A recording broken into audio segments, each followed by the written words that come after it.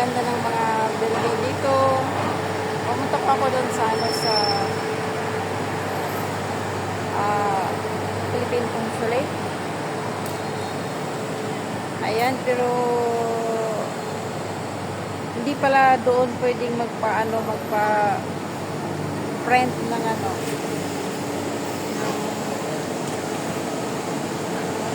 voter's ID. Tayo na pala ngayon ang magpa-print ng voter's ID natin. Inaisip ko ngayon voter's ID, so paano yun kung ipo-print mo? Malalaman natin mamaya kung anong mangyayari. Baka papel lang yung hindi ko alam. No choice. So ayan guys, ayan itong lugar na ito.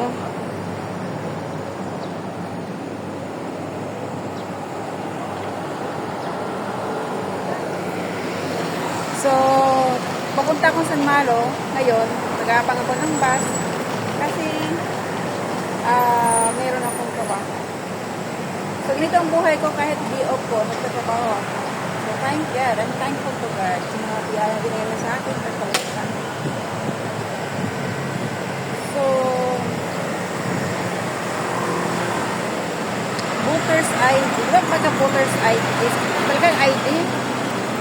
Bakit kailangan kong ipa-print? Matignan natin mamaya. So baka ito, hindi ko pa talaga alam, no choice. Ipa-print ko. Okay? So, thank you so much sa inyong support. God bless. So, ito, ang ganda ng mga building dito. Ang ganda ng mga building dito, guys. Ayan. Siyempre, maganda din ako. Okay, kaway sa mga basher dyan na naligaw doon sa inbox ko. Sinishare ko lang po yung experience ko para hindi kayo mapagtripan ng imposter na Prince of the Pala. AI po yan.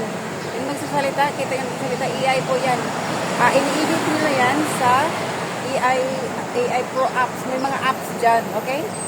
Tapos, pwede yung picture na yan, pwede siyang magsalita, gagawing video. Alam ko lahat yan. So, kagabi, may ginigira ako na imposter na siya daw si Prince Hamdan Pasa. Tapos, yung phone number na ginamit niya sa WhatsApp is Argentina.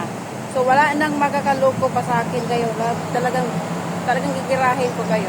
So, thank you so much sa suporta nyo. Sa mga nagtiwala sa akin, maraming salamat. Maraming salamat. Ang ginagawa ko hindi para sa akin, dahil tapos na ako dyan. Biktima na ako dahil sinubukan ko. So ngayon, kung hindi kayo maniwala sa akin, good luck.